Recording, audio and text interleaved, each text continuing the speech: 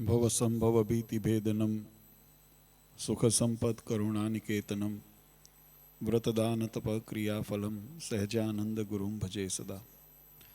વર્ણિવેશ રમણીય દર્શનમ મંદહાસ્ય રુચિરાનનાંબુજમ પૂજિતમ સુરનરોત્તમે મુદા ધર્મનંદનમહં વિચિંતયે. ત્વં સુકાંતભૃતં કાંતમ ત્વં કાંતમ સર્વદોગતમ ત્વં ગતે દ્વેગ દેવત્વમ ત્વં વંદે ભક્તિકાસુતમ. સર્વ અવતારી સર્વ કારણના કારણ આપણા સૌના મોક્ષદાતા ઈષ્ટદેવ ભગવાન શ્રી સ્વામિનારાયણ. સ્વામિનારાયણ સંપ્રદાય દક્ષિણ વિભાગ અધિષ્ઠાતા દેવ વડતાલવાસી શ્રી લક્ષ્મીનારાયણ દેવ હરિકૃષ્ણ મહારાજ, સારાએ સુરત શહેર અને આજુબાજુના વિસ્તાર ઉપર જેમની કાયમ અમી દ્રષ્ટિ વરસે છે એવા સુરત મંદિરમાં બિરાજમાન નારાયણ મુનિ દેવની છત્ર છાયામાં આજે કતારગામને આંગણે આયોજિત ત્રિમાસિક સત્સંગ સભા અંતર્ગત આજની આ દિવ્ય સભામાં ઉપસ્થિત ધર્મકુળ આશ્રિત વાલા સર્વે અમારા સંતો પાર્ષદો, શ્રીજીના લાડીલા ધર્મકુળ આશ્રિત વાલા સર્વે સત્સંગી હરિભક્તો, સર્વ ધર્મ પ્રેમી સજ્જનો, સર્વ મોક્ષભાગી જીવાત્માઓ, દરેક ભક્તજનોને અમારા હૃદયપૂર્વક જય સ્વામિનારાયણ. વાલા ભક્તો, ભગવાન શ્રી હરિની પૂર્ણ કૃપાથી આજે સુરતને આંગણે આપણા સર્વ સત્સંગ સમાજ એના અભ્યુદય માટે, એના ઉત્થાન માટે જે આપણે ત્રિમાસિક સભાનું નિયમિત આયોજન કરીએ છીએ એ માયલી સભા આજે કતારગામ વિસ્તારની આંગણે એના ભક્તોના ભાવ, પ્રેમ અને આયોજન દ્વારા આપણે સૌ લાભ લઈ રહ્યા છીએ. જીવનની અંદર બે પ્રકારના અનુભવો આપણને થાય છે. શાસ્ત્રોએ આ વ્યક્તિ શાસ્ત્રીય રીતે આપણને સમજાવી છે અને આપણે જ કદાચ એને સરળ ભાષામાં સમજવા પ્રયત્ન કરીએ તો બે પ્રકારની અનુભૂતિઓ, બે પ્રકારના અનુભવ આપણે જીવનમાં કરતા હોઈએ છીએ. એક અનુભવ જેને આપણે સાંસારિક અનુભવ કહીએ છીએ, એટલે કે શરીર દ્વારા જે ઉપભોગમાં આવતા જે પંચ વિષય, એના દ્વારા જીવાત્માને જે કંઈ સુખ દુઃખની લાગણીની અનુભૂતિ થતી હોય, એના દ્વારા જીવાત્માને જે કંઈ સંસારની અંદર બંધન અથવા મુક્તિના ભાવ ઉત્પન્ન થતા હોય, એ તમામ આ જગતના અને માયાના નિર્માણ બતાવેલા છે, એને માયિક એને પદાર્થો બતાવેલા છે. અને બીજો અનુભવ જે આપણે હૃદયના ભાવથી આત્મા દ્વારા જેને કરવામાં આવે છે, એ અનુભૂતિ એ જીવાત્માને ચિરકાળ સુધી એ અખંડ અને અવિરતપણે એની મહેસૂસ થતી હોય એવો જે ભાવ છે, એ ભાવ એની અનુભૂતિ આત્માથી કરવામાં આવે છે. તમે જુઓ તો શાસ્ત્રોની અંદર, વિશેષ કરીને વચનામૃતની અંદર ભગવાન સ્વામિનારાયણે આ સિદ્ધિની પ્રાપ્તિની અનુભૂતિની વિકતિ બતાવી છે. મહારાજે વચનામૃતની અંદર સમજાયું કે જ્યાં કેવળ ઇન્દ્રિયો પ્રવૃત્તિ હોય ત્યાં મંદ વેગ નિર્માણ થતો હોય, જ્યાં ઇન્દ્રિયોની સાથે મન પણ પોરવાયું હોય ત્યાં મધ્યમ વેગ નિર્માણ થાય, ને જ્યારે મન, ઇન્દ્રિય અને આત્મા એની અંદર ભળી જાય ત્યારે એની અંદર તીવ્ર વેગ નિર્માણ થાય. અને જેવા વેગથી જીવાત્માની વૃત્તિ એ વિષયના યોગમાં આવે એટલો એની અંદર આત્મીયતા અને એની અંદર હેત થાય, એટલી એ વૃત્તિ એ વિષયની અંદર સ્થિર થાય, ખૂંતે અંદર. આ વાત આપણને એટલા માટે સમજાવવામાં આવે. હમણાં પૂર્વ વક્તાઓએ પણ ખૂબ સુંદર વાત કરી, નાના નાના બાળકોએ પણ પોતાનો અહીં આગળ સુંદર ભાવ અહીંયા પ્રગટ કર્યો. આ વાત એટલા માટે આપણને જીવનની અંદર ઉપયોગી થાય કે આપણે બધાએ આ સંસારની અંદર, આમ તો શાસ્ત્રે કીધું કે પુનરપી મરણમ પુનરપી જનનમ પુનરપી જનની જઠરે શયનમ, જીવાત્મા 84 લાખ યોનિની અંદર, અને એવું એક ચક્ર નહીં, એવા હજારો ચક્રોની અંદર જીવાત્મા સંસારની અંદર આવાગમન કરે છે. પણ આ યાત્રાનો અંત ક્યાં? આ યાત્રાનો છેડો ક્યાં? એના ઉપર જો કોઈ દિવસ મનન કરે, જો કે આ બી તત્વજ્ઞાનની વિષય હંમેશા કેવો છે કે જ્યારે મન શાંત હોય ને ત્યારે તત્વજ્ઞાન બુદ્ધિમાં ઉતરે. નહીં તો ઘણી વખત કેવું હોય કે એના ઉપદેશ આપતા હોઈએ ને, હવે એને આપણે વાત કહીએ ભગવાનની ભક્તિની, પૂજાના, મહિમાની વગેરે વાત કરતા હોઈએ, પણ માથે ઘણા બધા ટેન્શન હોય. અત્યારે જગત કેવું થઈ ગયું છે, સંસાર કેવો થઈ ગયો છે, ટેન્શન યુક્ત થઈ ગયો છે. નાના મોટા ટેન્શન તમને હોય, તમને હોય, અમને જુદા પ્રકારના હોય, પણ હોય તો ખરા. અમારે કદાચ વ્યવહારના ન હોય કે ભાઈ હાંજ પડે રોટલા કેમ ભેગા થશે, કદાચ એવું ન હોય. ભગવાનની કૃપાથી એવું તો મહારાજે રાખ્યું છે, પણ સંપ્રદાયનું શું થશે, સંપ્રદાયના સિદ્ધાંતોનું શું થશે, એનું ટેન્શન તો અમને હોય ને. મહારાજે આટલો દાખલો કર્યો, જે જવાબદારી આપણા ઉપર મૂકી, આપણા ઉપર એટલે અમારા તમારા બધા ઉપર મૂકી છે. મહારાજે શું મૂક્યું? ગરડા પ્રથમના વચનામૃતમાં મહારાજ કીધું, ભલા થઈને અમારા દાખલા સામું જોજો, એળે ન જતો રહે. અમે અનંત કોટી બ્રહ્માંડના અધિપતિ આ ધરા ઉપર હજારો મુક્તોને લઈને અમે આવ્યા. જીવાત્માને આવા ઘોર કળી કાળની અંદર પણ જે મોક્ષની પ્રાપ્તિ અન્ય દેવી દેવતાઓને લોકોની અંદર પણ જેની પ્રાપ્તિ માટે ભગવાનના દર્શન, ભગવાનની પ્રાપ્તિ, ભગવાનની ભક્તિ, એના માટે જે આકાંક્ષાઓ રહેલી હોય, એની પૂર્તિ કેવી રીતે જીવાત્માને થાય, એની પ્રાપ્તિ જીવાત્માને કઈ રીતે થાય, એનો દાખલો, એનો જે માર્ગ છે સુલભ કઈ રીતે જીવાત્માને પ્રાપ્ત થાય, એના માટે અમે આ દાખલો કર્યો છે. અને મહારાજે એટલા માટે વચનામૃતની અંદર એક વાત બહુ સુંદર સમજાવી. મહારાજ કે જે પણ સત્સંગને અર્થે કાર્ય કરવું ને, આ વાત આપણા દરેક માટે જીવનમાં જરૂરી છે. સત્સંગ માટે જે કાર્ય કરવું, ભગવાનને અર્થે જે કાર્ય કરવું, તો એની અંદર મહારાજે એક ગુણ શીખવાડ્યો કે એવા ભાવ સાથે કાર્ય કરવું. એ ગુણ કયો? તો મહારાજે એક એની અંદર સિદ્ધાંત બતાવ્યો કે ભગવાનની ભક્તિ કરતા હોઈએ, ભગવાનના દર્શન કરતા હોઈએ, ભગવાનની સેવા કરતા હોઈએ, તો એ કેવળ ભગવાનને રાજી કરવાને અર્થે કરવા, જગતને દેખાડવા કે આત્મશ્લાઘા માટે કરવા, એવો હેતુ આપણા શાસ્ત્રોનો, સંપ્રદાયનો એવો નથી. ભગવાનને રાજી કરવા કરો. કારણ કે એક જ એવું સાધન છે જે જીવાત્માને ભવસાગર તરવાની અંદર જો કોઈ ઉપયોગી થતો હોય. મહારાજે વચનામૃતમાં આ વાત બહુ સુંદર રીતે સમજાવી. મહારાજ કે કદાચ કોઈ સારો તરવૈયો હોય ને તો નદી નાળા સુધીને તરવા હોય તો એ સહેલાઈથી તરી જાય, પણ જ્યારે મહાસાગર તરવાનો આવે ત્યારે એને તરતા આવડતું હોય તોય ભલે, ન આવડતું હોય તોય ભલે, ત્યાં એને કોઈ હોડી, તરાપો, નાવ કે મોટું વહાણ હોય, જેવો મોટો સમુદ્ર, એવા મોટા સાધનની આશ્રયની જરૂર પડે ને આશ્રય વગર એનો પાર પામી શકાતો નથી.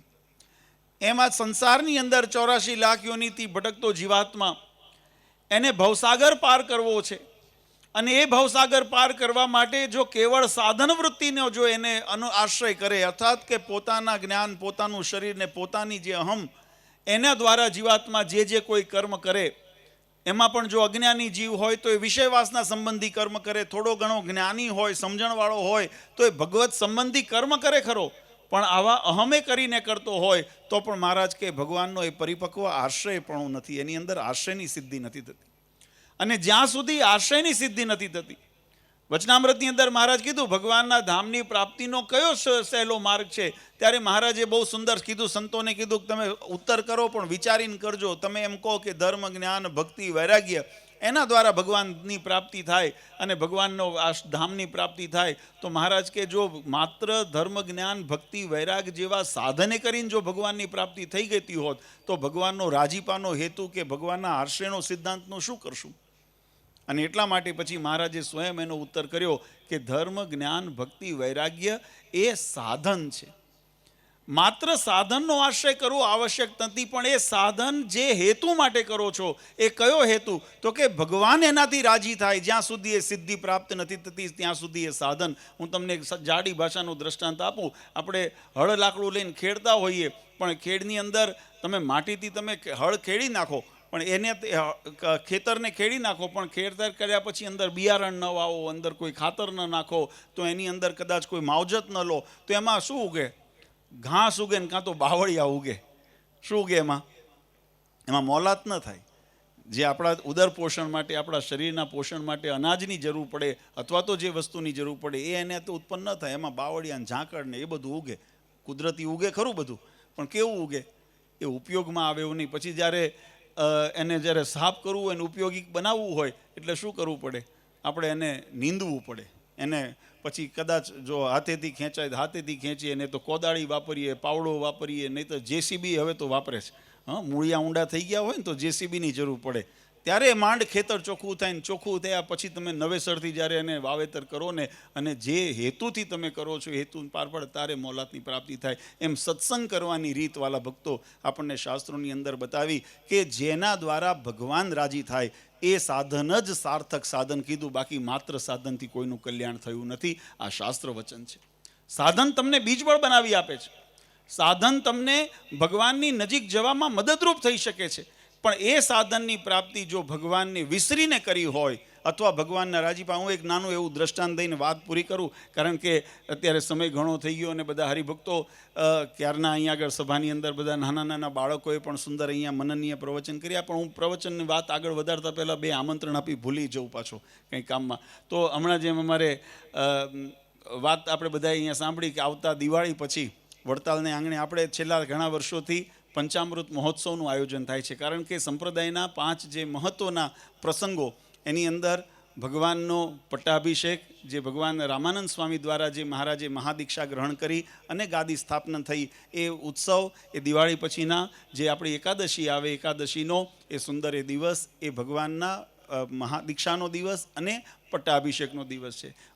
એની સાથે સાથે એ જ દિવસે ભગવાને આચાર્ય પદની સ્થાપના કરી, એ પણ પ્રબોધની એકાદશી, એ પણ એ ત્રીજો દિવસ, એ સમન્વય એકાદશીનો છે. અને સાથે સાથે ભગવાનના જે અવતાર પરમાત્માએ ધારણ કર્યો અને એના માટે જેને નિમિત્ત બન્યા એવા ધર્મદેવ અને ભક્તિ માતાના પ્રાગટ્યનો ઉત્સવ પણ એ દિવસોમાં આવે. એટલે ઘણા વખતથી આપણા મનમાં સંકલ્પ હતો અને સત્સંગી જીવન આદિ ગ્રંથની અંદર એ પ્રસંગ ઉલ્લેખ પણ કરવામાં આવ્યો કે મહારાજે પણ પોતાના પિતા એવા ધર્મદેવ એમનો ઉત્સવ, જન્મોત્સવનું એમને પૂજન અર્ચન વગેરે કરીને ઉત્સવ કરેલો છે, ભક્તિ માતાનો કરેલો છે. એટલે પરંપરા જે વિલુપ્ત થઈ ગઈ હતી એને જાગૃત કરવા પુનઃ આપણે આ પંચામૃત મહોત્સવના માધ્યમથી આપણે ઉત્સવ કરતા હોઈએ. અને એની અંદર 2 વર્ષ પહેલાં આપણને જ્યારે એવો અવસર મળ્યો કે વડતાલ લક્ષ્મીનારાયણ દેવનો દ્વિશતાબ્દી મહોત્સવ વર્ષ જ્યારે આવ્યો, ત્યારે આપણે બધાને અંદર એવી ભાવના થઈ કે રોજ તો આપણે ભગવાનનું ભજન કરીએ છીએ, પણ કેમ એમાં વિશેષ ભજન થાય, ભગવાનનો રાજીપો આપણા ઉપર વધારે ઉતરે, સત્સંગની અંદર નિષ્ઠા વધારે દ્રઢ થાય, આપણને ભગવાનની અંદર મહિમા વધારે દ્રઢ થાય.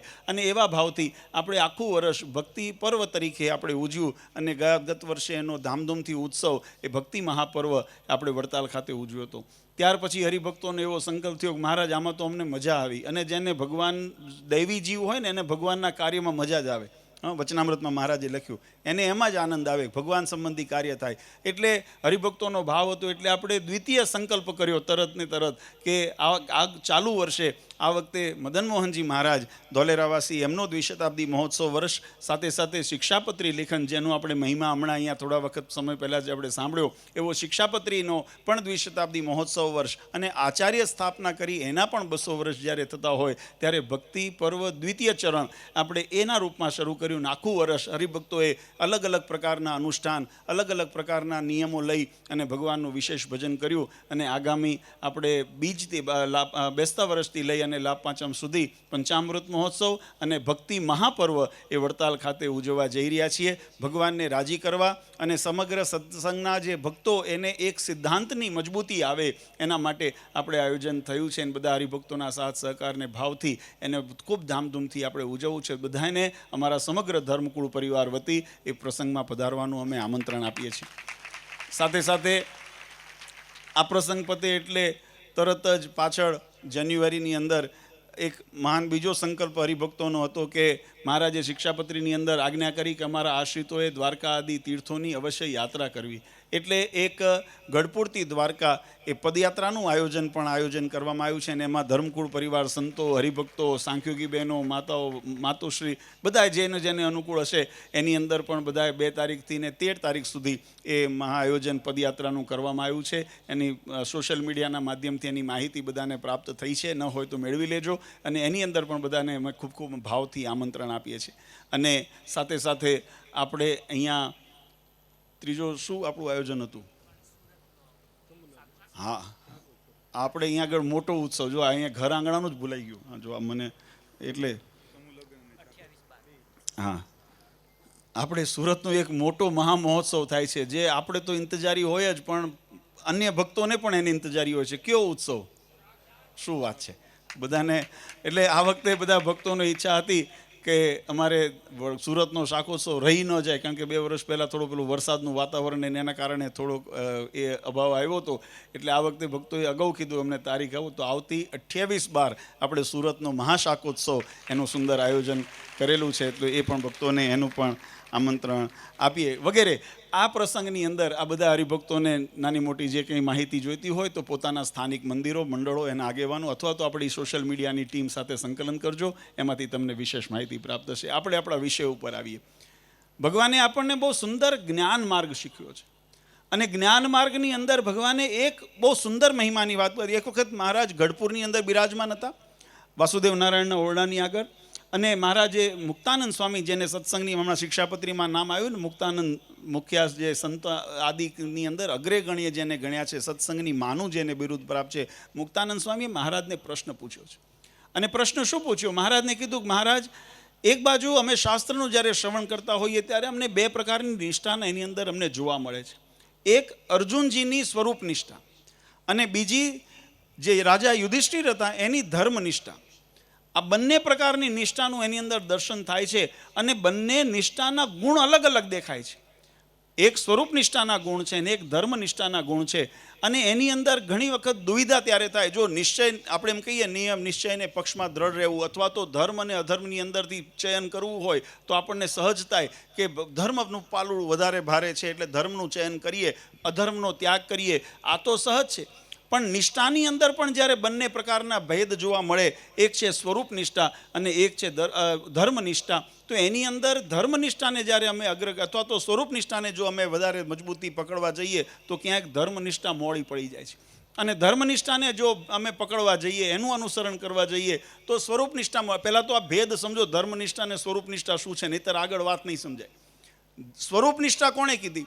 જેને વચનામૃતમાં મહારાજે કર્યું ને કે પોતાને મળ્યા એવા જે ભગવાન, એની અંદર અનન્ય ભાવથી જેને પૂર્ણ વિશ્વાસ અને સમર્પણ ભાવ હોય, અને એ મૂર્તિની અંદર, એ સ્વરૂપની અંદર જ્યારે પૂર્ણ સમર્પણ ભાવ હોય, ત્યારે એ આત્મનિવેદન ભાવ હોય, ત્યારે એને સ્વરૂપ નિષ્ઠા દ્રઢ કીધી છે.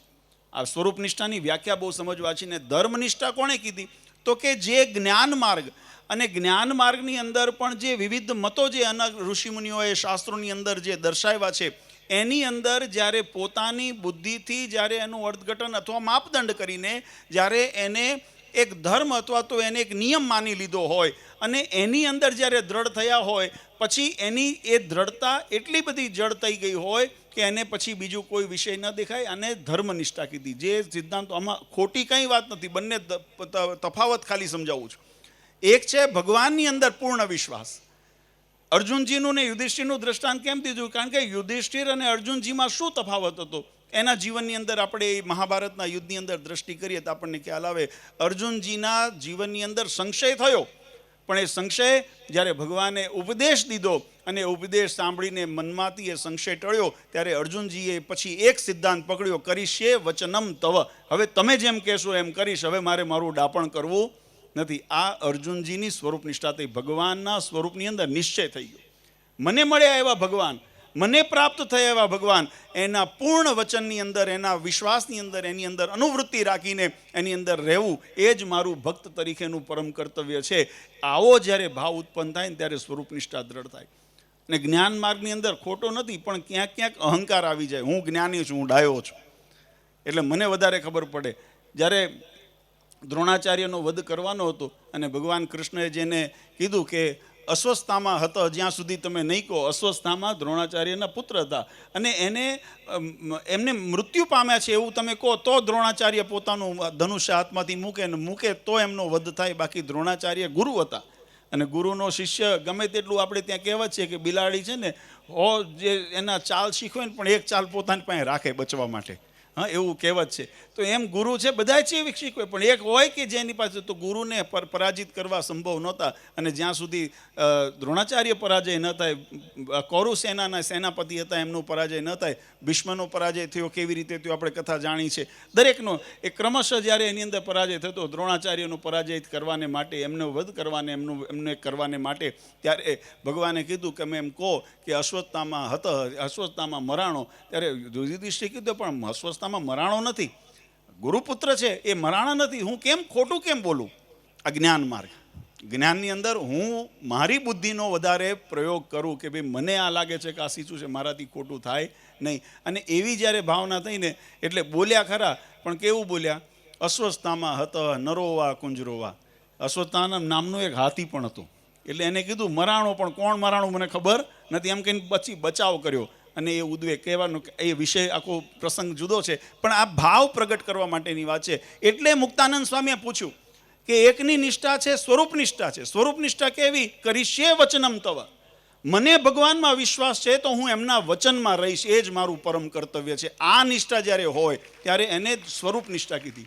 અને બીજી બાજુ જ્ઞાન છે, ખોટું નથી, પણ એ જ્ઞાનની સાથે ક્યાંક અહમ પણ છે કે હું કરવું ખોટું ન હોય, હું કરવું ખોટું ન હોય. અને એવો ભાવ જ્યારે આવે ને ત્યારે ત્યાં પોતાનું ડાપણ, એ ડાપણ વધારે પ્રભાવી થાય અને ભગવાનના વચન ત્યાં ગૌણ થઈ જાય. એટલે એને ધર્મનિષ્ઠાની અંદર આ બંનેની અંદર ભેદ બતાવ્યો. પછી મહારાજે કીધું કે આમાં એકને રાખવા જઈએ તો બીજી મોડી પડે. પછી મુક્તાનંદ સ્વામીએ પૂછ્યું, મહારાજ એવો કોઈ ઉપાય ખરો કે આ બંને જોડે રહે, સ્વરૂપ નિષ્ઠા પણ રહે અને ધર્મનિષ્ઠા પણ રહે? કારણ કે એકને રાખી અને ધર્મ લોપાય તો પણ યોગ્ય નથી, અધર્મ તો થવાય નહીં. અને ધર્મ રાખવા જઈએ ને ભગવાન છેટા થઈ જાય તો પણ એનો કોઈ માર્ગ નથી. ત્યારે મહારાજે એનો બહુ સુંદર ઉત્તર કર્યો. મહારાજ કે શ્રીમદ ભાગવતજીની અંદર પ્રથમ સ્કંદની અંદર જ્યારે પૃથ્વી અને ધર્મનો જે સંવાદ બતાવ્યો છે એની અંદર ભગવાનને એ વેદવ્યાસજીએ વાતની નોંધ કરી છે કે જે ધર્મના જે લક્ષણો, એવા જે 39 જે ગુણો છે એ ભગવાનના સ્વરૂપના આશ્રયની અંદર રહ્યા છે. એટલે ધર્મ જે છે સાક્ષાત ભગવાનના આશ્રયમાં રહ્યો છે. તો ભગવાનનું કોઈ પણ ક્રિયા, ભગવાનની કોઈ પણ વાત, ભગવાનની કોઈ પણ આદેશ, ભગવાનની કોઈ પણ લીલા એ અધર્મ ન હોય. એ ભલે મારીને તમારી તર્ક બુદ્ધિથી આપણને ધર્મ અધર્મ લાગતો હોય, પણ એ આપણી તર્ક બુદ્ધિ છે.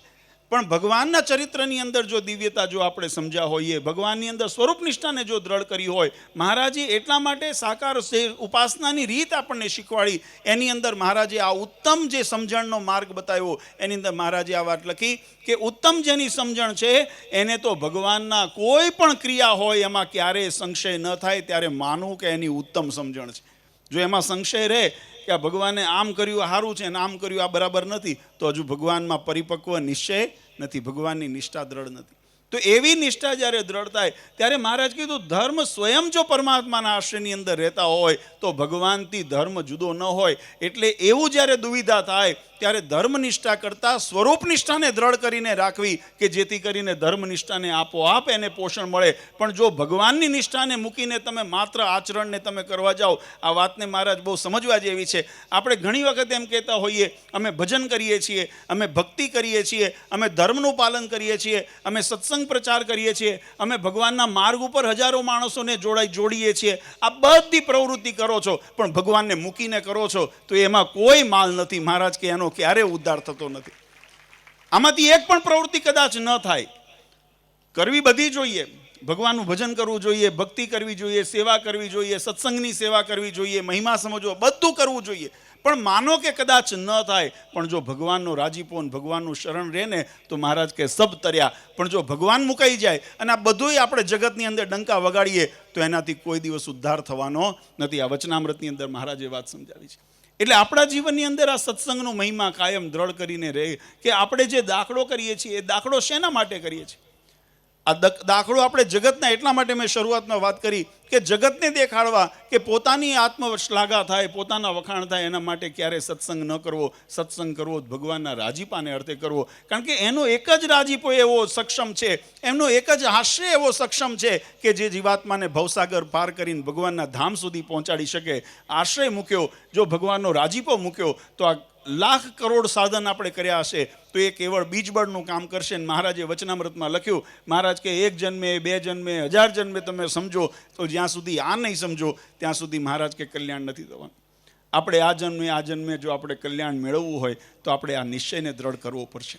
અને એની અંદર ભગવાનના કરીશે વચનમ તવ, આપણા જીવનનું એકમાત્ર લક્ષ્ય હોય. ભગવાને જે આજ્ઞા કરી છે પછી કદાચ એ શાસ્ત્ર પ્રમાણે આપણને, હમણાં જેમ જ્ઞાન સ્વામી વાત કરીને, બધા શાસ્ત્રો ઉપનિષદ વેદ પુરાણ આપણે વાંચ્યા નથી. એટલે ઘણી વખત કોઈ તર્ક, અને અત્યારે તો શું સોશિયલ મીડિયાના માધ્યમથી ઘણી વખત એવી બધી વાતો પણ વહેતી થતી હોય આપણને ભ્રમણામાં નાખે. ત્યારે આપણને જ્યારે એવી દુવિધા ઉત્પન્ન થાય કે આમાં સત્ય શું હશે, અસત્ય શું હશે, ત્યારે એના વિટમણાની અંદર એને મૂંઝવણમાં પડ્યા સિવાય એક પકડવું, મારા ઠાકોર શું કહીને ગયા છે. આપણે એને સત્ય અસત્યના ત્રાજવે તોડવા જઈએ તો આપણી ક્ષમતા નથી, આપણી એવી શક્તિ નથી, સામર્થ્ય નથી, સમજણ નથી, આપણી પાસે સમય નથી, જ્ઞાન નથી, ઘણા બધા આપણે અભાવ છે કે જે આપણને એની સત્યતાને પરીક્ષા કરવામાં આપણે સક્ષમ ન થઈએ. પણ એક વાત નિશ્ચય છે કે કદાચ એની સત્ય અસત્યતામાં ન ઉતરીએ, પણ એક વાતની સત્યતા તો આપણી સામે છે. અને કઈ એ વાત કે ભગવાન સ્વામિનારાયણે શિક્ષાપત્રી આપણને લખીને આપી છે અને એમાં આજ્ઞા કરી છે, એ પાલયંતી મનુજા સત્શાસ્ત્ર પ્રતિપાદિતાન. આ અમારી જે વાણી છે, અમારું વાંગમય સ્વરૂપ છે, એની અંદર જે વિશ્વાસ રાખીને એનું પાલન કરશે, આ સત્ય છે આપણી સામે. એટલે બીજા કોઈ સત્યને ગોતવા જઈએ નથી. એનો દ્વિશતાબ્દી મહોત્સવ ઉજવીએ છીએ. એટલે માત્ર કેવળ એ ઉત્સવ ઉજવવાથી આપણા જીવનની અંદર પરિવર્તન નહીં આવે, પણ એ ઉત્સવને આપણા જીવનની અંદર ઉત્સાહપૂર્વક જ્યારે આપણે સ્વીકારીએ, આપણા જીવનની અંદર એવા પરિવર્તન આવે, એ શિક્ષાપત્રીનો યથાર્થ મહિમા સમજીએ અને મહિમા સમજીને એનું અનુસરણ કરીએ, ત્યારે જીવનની અંદર ત્યારે પરબ્રહ્મ પુરુષોત્તમ નારાયણ આપણા ઉપર રાજી થાય. અને આપણે દાખલો, અને સત્સંગની અંદર હું કાયમ કહું છું કે સત્સંગનો મૂળ હેતુ આ છે. ભગવાને તમે કોઈ પણ વચનામૃતની અંદર જુઓ કે કોઈ પણ શાસ્ત્રની અંદર જુઓ, મહારાજે એમ નથી કીધું કે અમે દુનિયામાં ડંકો વગાડવા આવ્યા છીએ.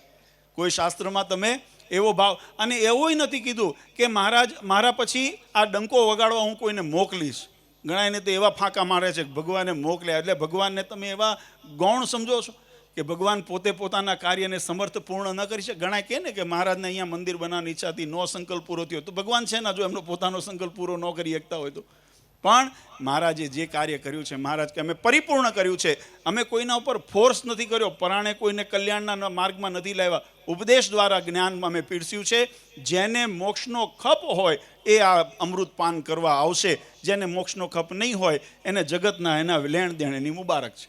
આ ભગવાન સ્વામિનારાયણનો સિદ્ધાંત છે. અને આપણે એ સિદ્ધાંતને પોષણ આપવા આ સત્સંગનું આયોજન જે થતું હોય, કથા વાર્તાનું આયોજન થતું હોય, ઉત્સવનું આયોજન થતું હોય, તો એનો હેતુ એ છે કે જીવાત્મા સત્સંગી થાય, ભગવાનનો આશ્રિત થાય, ભગવાનના સિદ્ધાંતને જીવનમાં સ્વીકારે. દુનિયાની અંદર વાહ થાય તોય ભલે, ન થાય તોય ભલે, પણ ભગવાનનો રાજીપો જ્યારે આપણા ઉપર ઉતરે ને, ત્યારે આપણા માટે જગત જીતે આપણા માટે કહેવાય.